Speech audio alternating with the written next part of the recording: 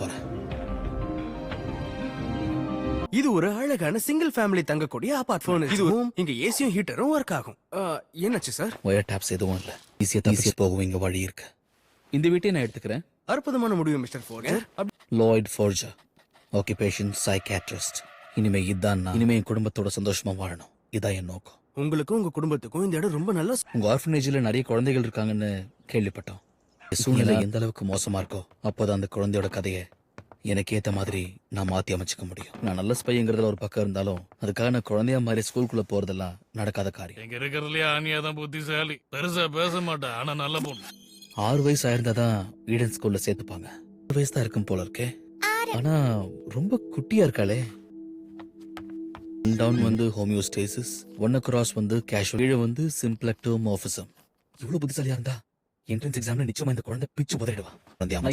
உனக்கு என் கூட வரதுக்கு விருப்பம் இருக்கா? பர்மிஷனுக்காக வந்திருக்காரு. சூப்பர்ல. இந்த குழந்தை கேளு. ஆன்யா. சரி கேளு ஆன்யா.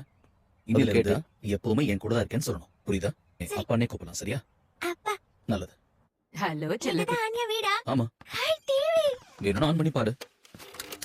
இது என் ஃபேவரட் ஷோ. இதான் அதுக்கப்புறம் இவளோட ஐடி வேற நான் மாத்தணும். ஒரு சின்ன வேலை இருக்கு, நான் வெளியே போயிட்டு வரேன். வெளிய போறீங்க? ஏய் நான் ஷாப்பிங்க்கு தான் போறேன். போயிட்டு வந்துடுவோமா? சைலன்சரோட ஒரு பிஸ்டல் வேணும். கண்டிப்பா சேல்ல இருந்தா வாங்கிக்கலாம். ஒரு சாதாரண குடும்பம் என்ன பண்ணுமோ அந்த மாதிரி தான் நடந்துக்கும். ஒரு கையில குழந்தைய பிடிச்சிட்டு போறேன். திடீர்னு எதிரிங்க வந்தா நம்ம எப்படி? ஒருவேளை என் கிட்ட இருந்ததா ஒழிஞ்சுக்கிறாளா?